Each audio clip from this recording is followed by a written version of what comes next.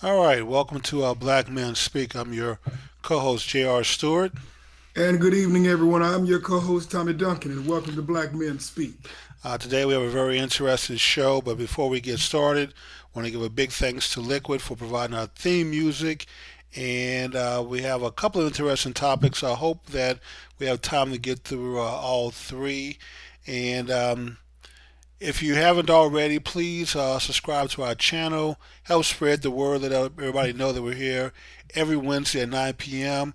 If you want to join the show, join the conversation, the phone number 972-497-2280 is on the screen there. Feel free to give us a call and join in the conversation. So please like, share, and subscribe. Not necessarily in that order, but please do all three. And if you've already subscribed in the past, in the event that the language police at YouTube have taken you off our subscribe list, it doesn't hurt to subscribe again. You can't to subscribe enough. So, Tom, let's get started. So, we're going to start with our memorable person. Yeah, big news. Big news. Absolutely. We found out yesterday with the transition of one of the greats over the last probably half century, Vernon Davis, who just passed at the age of 85 just yesterday. You And say Davis or Vernon Jordan? I'm sorry, Vernon Jordan. Thank you very Okay. much for that correction. Vernon Jordan just passed at the age of 85. Definitely a giant and a stalwart within America and within our community in particular. Okay. Yes, he was on the. I guess if had anything to say, I would say unfortunately he wasn't an alpha, but other than that, yes, he was a pretty great person and did quite a bit to help advance civil rights in America and be a voice for Black America for many administrations. So I mean, he basically had the ear of lots of presidents and other high level people. So we want to say that we're going to miss Jordan. We're going to miss you. So hopefully you moved on to a better place. Absolutely. I mean, you have to, when you look at his legacy, Jimmy, from his earlier days when he sued to integrate the University of Georgia to admit its two first African American students back in 1961, amidst a great deal of animosity towards integrating the University of Georgia. You look at his time with the NAACP, the United Negro College Fund, the National Urban League. I believe he was president for about a decade. Hmm. And not only was he involved with civil rights, but as some would say, civil rights as well, because obviously he was a businessman. He was a he was a member of several board He of was on directors several of boards. Yes. absolutely, Fortune 500 companies, Yes. a mentor to people like the infamous Ken Chenault of American Express, Ursula Burns of Xerox, and a lot of other high level executives. I mean, he opened so many doors for so many people in order to help break that glass shield, Jimmy, in order to get more black folks in positions of power and influence. Well, Tom, sometimes it just takes a little courage and to have a voice with someone to shatter the glass and open the doors so others can come in. So it's not always about the person who gets to the finish line. Sometimes it's about the person who was there at the starting line. They help you get in the race. Absolutely. And this is one of those things, Jimmy, that we talk about quite a bit in terms of, utilizing, your privilege, your power, and your intelligence to help pour into people. People who are going to take the baton, who are going to go to the next stage in all endeavors of pursuit, Jimmy. And Hmm. Vernon Jordan definitely was a Renaissance man, a man who impacted millions of lives directly and indirectly, and surely this man will be greatly missed because he was an advisor to some of the greats in our country. Well, Tom, that's why you have to make sure that you're always pushing and the ball forward, to use a football metaphor. You never know who's going to come behind you. You don't know how many people you're going to make a way for. But if you don't plow ahead and break through the things that you know are wrong and do your absolute best to try to correct them and fix them, you don't know downstream who you're hurting. So don't think that it's just about you. And you may decide, well, hey, I can't benefit from this, but maybe you can't. But maybe the person who comes behind you can. So don't be afraid to take on the fight and the good fight, and always fight for what's right because it could benefit others that come behind you, even if you can't benefit from the fight yourself. As the great John Lewis would say, Jimmy, sometimes you have to engage in good trouble because it may not actually come to avail, during your lifetime. But Jimmy, if everybody thought about what was going to benefit them now, where would we be? True. That is true. You can't take a selfish approach to this. And Tom, the common theme of all of the when we talk about historic figures, great people that have done great things, it seems like they always have an unselfish approach to life. That they don't go through life just thinking about themselves. There's always the bigger picture and what I can do to help others. And I'm always reminded, I'm a big Zig Ziglar fan, and one of the things he would always say in his books and speeches, and I found these words to be very true, is that you can always get what you want in life if you simply help enough other people get what they want. And so I've always tried to approach life that way of, if I'm trying to pursue something in life, how many other people can I help get to what they want, and use that as a gauge for a barometer for success. No, that's absolutely right. I would agree with you. And one of those things about Vernon Jordan in particular, let's be quite honest. I mean, during that period of time when you talk, he was born in 1935. So this was, Height of not racism, Tom. exactly born right after the Great Depression, grew up during a very difficult time for Black folks in America. And Jimmy, you and I both understand this is not one of those brothers who could pass. No, no, Vernon no. Jordan never He was a straight up black man. Yeah, No exactly. ifs, ands, So buts about it, and not in an intimidating fashion. So, he's not one of the weak, timid types that you can say, okay, we can trust him. No, I mean you could tell. I mean, this was a strong black man, and if he wasn't educated, if you didn't hear him speak, if he was dressed a different way, you may think he was out to rob you. well, Jimmy, that's unfortunate because just the fact that you're not fair skinned, light, bright, almost white makes practically anybody suspect by a certain segment of Yes, the population, that is true. afraid that they're going to rob them just because they're not light, bright, almost white. When quite frankly, when we consider most of the theft, most of the corruption doesn't come from Black folks in this country. When we look at the sheer figures, when we look at the sheer numbers, the majority of the theft, the majority of the crime does not come from our community, but you would not think so by looking at the news. So, speaking of news, Tom, it's a good time to segue into our next talking.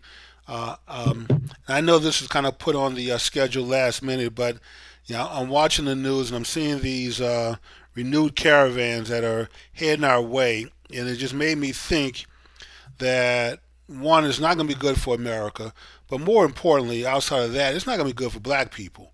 I'm Why do reminded you say of that? well, because I'm reminded of years ago, maybe 15 years ago, I had a cousin who got out of prison, and he called me up one day and he wanted to know if I could let him have $37. And I sort of talked to him for a minute, and he told me he needed $37 to pay his probation officer, um, else he could be revoked and be sent back to prison. Well, I wasn't going to let my cousin go to jail over $37, so I gave him the money. Now he eventually found a job. He told me it was tough out there when you have a record, but he eventually found a job. It was a crummy job and working in a warehouse. But he took the job. He showed up early every single day. He worked late if they needed him. He took on extra responsibilities. Now he's a very successful manager with him, and a company man. So it shows that in America that there's always a chance if you're willing to work hard enough, dedicate yourself to something, that someone's willing to give you a chance, that there's a chance for you to move up and advance yourself. You're right, Jimmy, but you know that typically is a very skinny door for folks who look like you and me. Well, That's not Tom, what that door gets even skinnier when you have an abundance of unskilled labor out there competing for a few jobs that were for unskilled people. Now, my cousin was definitely an unskilled person. He'd been in and out of prison for most of his life. I mean, other than graduating high school, he had no skills. They didn't teach him anything in prison. So his physical labor was all he had to sell at that time. But if he hadn't gotten that opportunity for that crummy job, and it was a pretty crummy job working in his warehouse. It was dirty, it was hot, it was nasty, but he did it, Tom, and he held his head up high. I was proud of him. I told him several times, like, hey, you're doing what you have to do, and it's honorable work, it's legal, and it keeps you out of prison. So that's all that matters for now. Over time, I'm talking, when I say time, I'm not talking months, I'm talking years. He was able to advance and move up in the company. To now he has a job that you and I would be interested in taking if we weren't in the fields that we're in now. But my point is that if he didn't have that crummy job to get, and those crummy jobs, like you said, that door is really skinny, and it's going to get even slimmer for people of our color. If a new wave of millions of illegal immigrants, most who are which I have nothing against immigration as long as it's legal, and you have some skills to help benefit this country. But we have an abundance of unskilled people already. We don't need to bring in any more unskilled people. When I look at the immigration policies of other countries, Tom, they don't let unskilled people come into their countries. If you don't have a skill that or money, one of the two, if you don't have skills or money that they can benefit from, they don't let you in. And so we're one of the few countries in the world that seem to have an open door policy for people that can immigrate here who really don't have a great deal to offer the country other than being a body here. Yeah, I mean, you bring up some very interesting points, but as it pertains to the black community, or the future of the black community, opportunities of the black community, I mean, at the end of the day, you and I both know that it comes down to competition. Obviously, everybody is not going to go to college, but you do need a Right. trade. You do need a specific skill set, and the reality of it is, Jimmy, you also need enough self pride, enough community pride, and self esteem in order to build your own economies. And I think that, regardless of what the immigration situation looks like in America, is going to be and has always been the key in our community. Because, I mean, before we had this large influx of folks from South and Central America coming into the United States, it was primarily black folks who was doing the unskilled labor in this country. And the reality of it is, I mean, my grandfather on my no, my great grandfather on my father's side did construction work. He did cement work and a lot of things, and did quite well for himself, especially for a black man during that period of time, because of course this was, pre-civil rights, and this was Right. my father's grandfather. So you're talking about the early 1900s. Right. But the challenge of it is when you are not in a position of control and power when it comes to resources, when it comes to the allocation of money, opportunity, jobs, etc., you're always going to be on the low end of the totem pole. And at the end of the day, regardless of what happens with our immigration policy in America, black folks are going to have to make some very clear and specific decisions as to how they are going to be competitive, how they are going to survive for the next century. Well, Tom, it's interesting that you brought up your great grandfather. So, let's roll the clock back a few decades. We know at the early part of the century, we're talking the 1910, 20, 30, and even going up into the 40s and maybe the mid 40s. Black men worked construction. Black men had the lowest unemployment rate of any group in America. They worked construction jobs around the country, building buildings. Um, and so we know that, of course, the unions conspired to come together and change the rules, especially in government contracts, And lock them to out. to lock black men out. So government policies do matter. They do affect people. They tend to affect us more than anyone else. And I mean, you fast forward to today. You go over to, and this is no knock on Sweet Georgia Brown. I mean, I like them. I go, if it wasn't 50 miles away, I would go there more frequently, but I don't get to that side of Dallas that frequently anymore. I just don't have the time, and the food's not worth a 100-mile round trip for me. But the last time I was there, I look in the back in the kitchen, and it's all Hispanics in a soul food restaurant.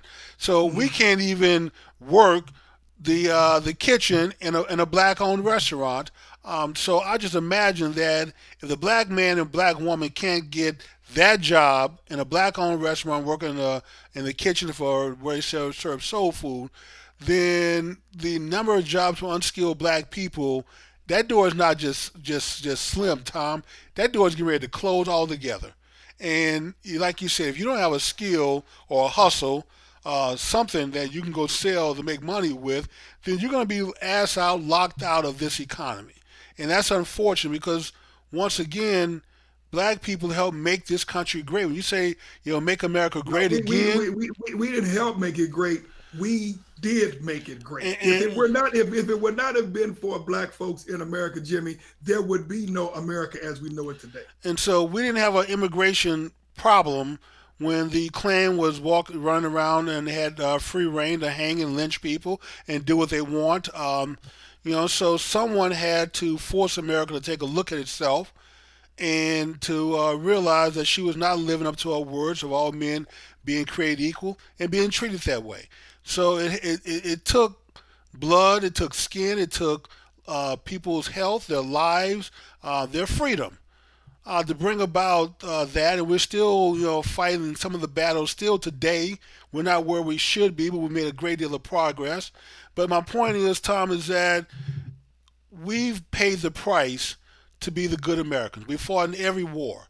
We've done the things this country has asked of us to be Started with the good. Civil War. Matter of fact, the Civil War, Jimmy, Well, even the the Revolutionary War, going even back to the absolutely, Revolutionary War, absolutely. we participated in. We've participated in every war of The this Spanish country. American, the Spanish Spanish American American War, War, that's true. absolutely, absolutely. So we've been more American than the Americans, That's what and Malcolm so said. it's a shame that we look up today and, like I said, I'm not concerned about people like you and myself. We're educated people. We can go out and find employment. We have enough knowledge and experience to go sell to someone, hopefully, and continue to live the life that we live. But there are millions of black folks who are sitting in jails. Eventually, they're going to come out like my cousin did, and I don't want to see them forced to go back in the prison system because they can't find a job and pay a probation officer $37 a month.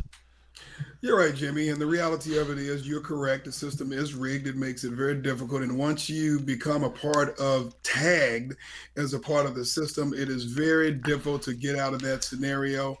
There are millions of people every day who have overcome those obstacles and those hurdles, Jimmy.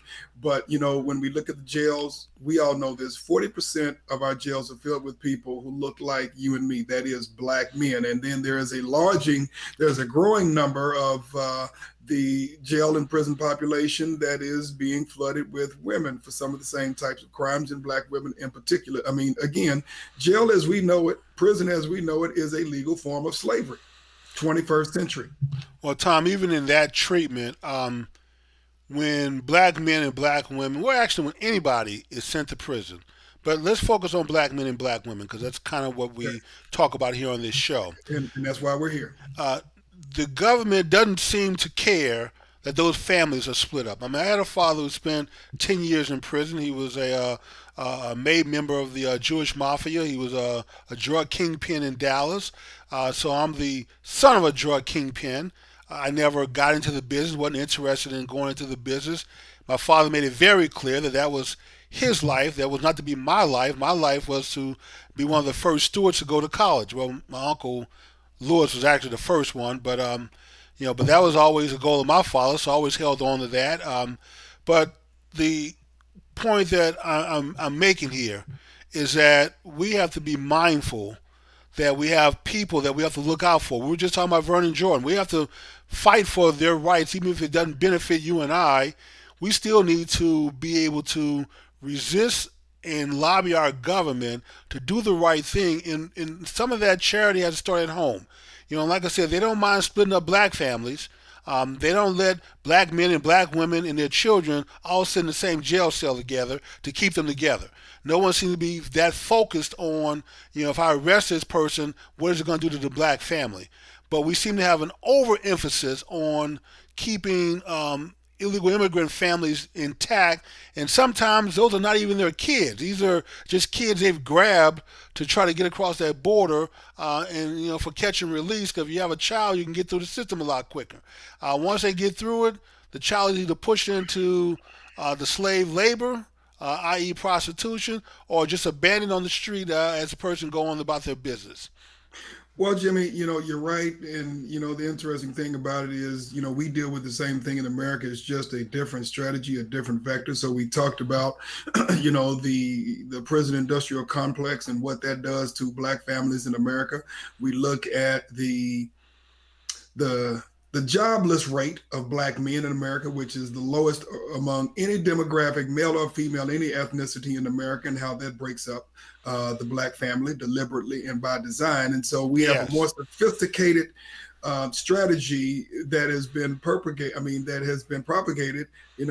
the government in this country in order to break up the black family. It's just that people don't recognize it because it's not a physical direct breakup like they did when our great grandparents and great grandparents were stripped away, sold off in slavery, or when the KKK and other folks like that literally came into our rural homes or in our cities and literally lynched mothers, lynched fathers, and broke those families apart by destroying them because of their sheer fear And Tom, it wasn't just of the black lynching. unity.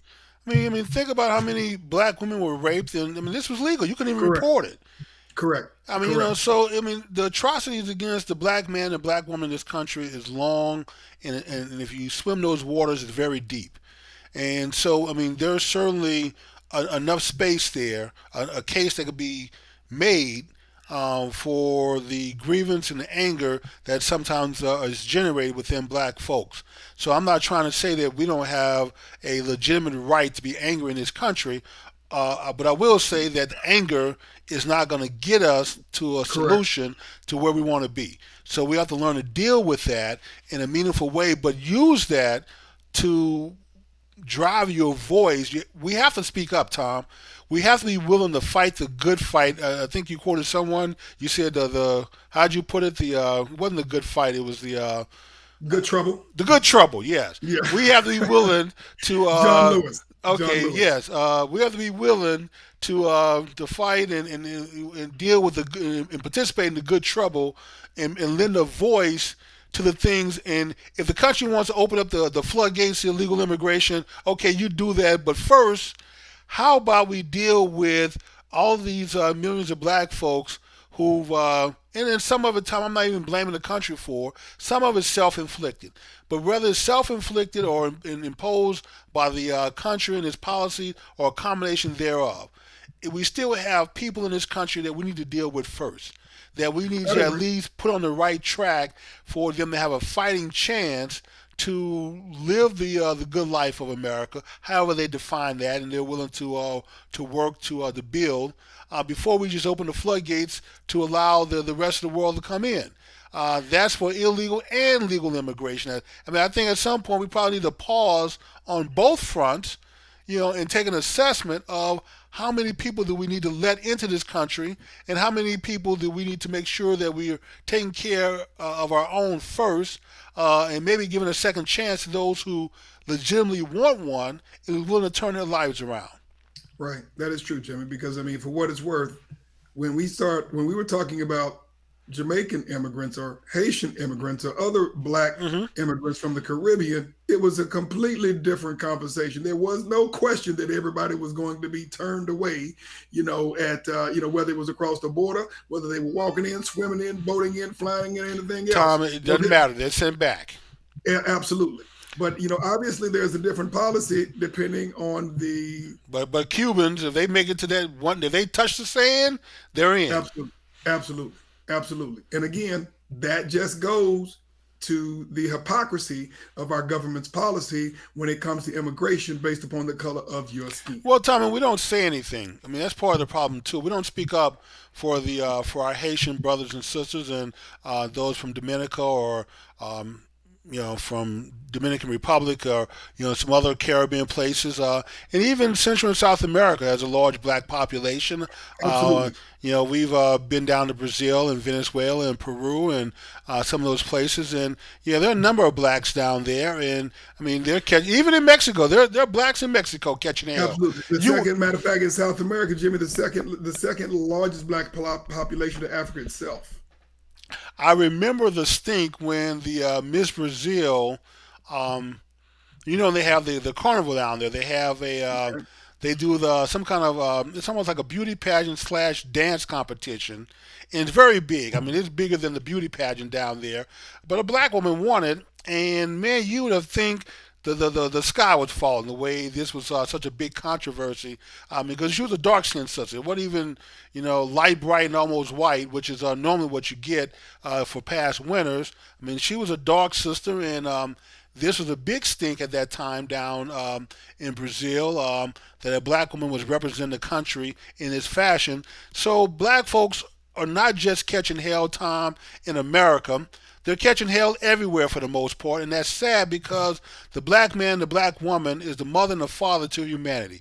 There is no place in the world that we shouldn't be welcomed and looked up to, but that's simply not the case. And part of it is something that we have to deal with and stop putting our head in the sand and pretending that we don't have problems. And we have to understand that our problems are not just unique to America. Our problems are global problems. So we Absolutely. have to come together globally to deal with this. And if we ever did, because you know what happened to everyone like Marcus Garvey and Malcolm X who talked Yep. about global movements, they all end up They dead, taken out. Tom. Yeah. Absolutely. Marcus Garvey ended up getting excommunicated out of the country. Of course, Malcolm X ended up being assassinated. Of course, Martin Luther King, when he began to talk about economic rights and empowerment, he was shortly thereafter assassinated as well. Yes. And so black folks, we need to wake up. We need to start speaking up and understand and stop just thinking that we don't have a voice in this country. I hate it when black folks say that's white folks' business. There is no spot in the world that's white folks' business. Every piece of this earth is our business. We have a say, or should have a say, or an opinion about what goes on around the world because we are the first inhabitants of this planet. There wouldn't be a planet with people, the almost 7, 8 billion people that own this planet, if it wasn't for black people who started all of life in East Africa and then branched out from there. So, we have to change the way we look at things, Tom, and our attitudes, and we certainly need to take on a Vernon Jordan and be willing to speak up and break some doors, not necessarily always for ourselves, because you may not be able to do anything for it. For your efforts may not reward you in any way, but you may be opening the door for other people. And certainly, like I said, I do not like our immigration policy. If we're going to close the doors to Haitians and Dominica and Dominican Republic Jamaicans, and right? Jamaicans, Bermuda, and other Caribbean countries where blacks come. I mean, like I said, if they make it to the sands, they're sent right back home Absolutely. if they're caught. But we don't have that same policy towards Cuba, and we certainly don't have that policy towards those people who invade our southern borders and enter into the country illegally. Absolutely. And that's they are breaking the law, but the law doesn't seem to apply to them, and we don't treat them the same way. Somehow, a black person who enters a country illegally is a criminal and is deported. Other people who are non-black who enter the country illegally are somehow, welcome. But we need to be willing to welcome our people if nobody else would do it. Absolutely. And I guess, Jimmy, that kind of points to the area that we have to look at it at a fundamental level. We've always talked about unity being the foundation for everything. Yes. First, we've got to start loving ourselves and accepting ourselves more. Two is we've got to start holding ourselves accountable in order to hold other people accountable. And then number three, the most important thing we have to do is being very strategic about how we're using our capital. We give our money away to people who don't reinvest in That is us. true, And Tom. why would we expect another group of people to reinvest in us if we're giving them all of our money and not holding them accountable? We have to, as we've said it once, we've said it 100 times. Charity, to your point, begins at home. You got to invest in yourself. You cannot give your money and your power and your clout away to someone else and expect to get anything out of it. You know, my mother and sister have a nonprofit in Shreveport, the African Arts Council, and they put on the Kwanzaa celebration there every year. And generally, we go there and celebrate with them. But Tom, more and more, you know, we're having these conversations where those principles of Kwanzaa are starting to pop up more and more. And so, for 2021. You know, in this household, we're going to start celebrating Kwanzaa. I mean, we haven't before. We always go to Shreveport to celebrate it, but if we don't go to Shreveport to celebrate with my family, we're going to celebrate the 7 days and celebrate the seven principles of Kwanzaa and sort of let those creep into our lives and permeate our thinking because they're good principles. People say, well, it's not an African holiday. It doesn't need to be an African holiday, even if it is a man-made holiday. So what? Every holiday is man-made. Absolutely. But these are good principles that we can all live by, and so we need to start adopting something that's ours and not let people shame us into not supporting principles that can enrich and uplift our lives. Absolutely. And Jimmy, we are right at about 9:30. So how much time Yes. do we have? We're going to have to wrap up here. We are actually 2 minutes over time right now, so let's go ahead and wrap up. I will. I think I did most of the talking, but I'll go ahead and let you speak some on, on what your views are and opinions are, and what you think, we should go from here on, and how we should deal with the immigration issue when we know that there's unfairness built into it. Well, Jimmy, I think, and I'll keep this as brief as I possibly can. We have no policy that we can enforce collectively as a Black community that is going to impact immigration. And so the reality of it is, the first thing we have to deal with is us, our posture, where we are going for the next 50 to 100 years and making those decisions internally, as it pertains to our politics, as it pertains to our business, as it pertains to education, and most importantly, Jimmy, as it pertains to family, which is the number one issue that we have to deal with. Probably 1A, if it's not family, it's 1A and 1B being family and health. We have to deal with those issues first if we are going to unify and if we're going to be able to compete and survive. Because when we are able to strengthen our family, it's going to impact the economics, it's going to impact us socially, and it's going to impact us politically. And so when we deal with those things, the family and health, and then we talk about economics, otherwise building businesses, building institutions, supporting our own and building our own infrastructure, creating our own jobs, being able to not beg someone else for a job, but being able to provide our own jobs, that solves a lot of problems. I don't know that we have the power to solve the immigration problem, but I do know that we can do some things in order to strengthen our own economic and political base in the United States of America. And I think that helps put us in a much stronger position. Okay, and I agree with every one of those points. I would just like to add to it. I think we need to lend a voice and speak out against the unfairness of the immigration policies. If you're going to turn black folks away at the beach, we need to turn everyone who's immigrating here illegally away at the border. And if you're not going to enforce immigration laws on the southern border, then don't Right. enforce it at the Florida or Atlanta or Mississippi border either. So, All right. so with that Yeah. being said, we're gonna go ahead and close out, but we're gonna let our people know around the world that there are some black folks here in America that's looking out and still consider you family. And at some point, when we get our act together here, then we're going to reach out to our brothers and sisters around the world to say that it's time for us to unite and come together. Absolutely. So, Jimmy, good show. okay. With that being said, we're going to close out. We'll be back here next Wednesday, 9 p.m. Central Time. Please join us. And like I said, if you haven't already, please subscribe to our channel. It helps spread the word. And if you want to participate in the conversation, feel free to call us on our phone line. Continue to fight the good fight, gentlemen and ladies, and don't be afraid of some good trouble. Good night, everyone. That's right. Don't be afraid of good trouble.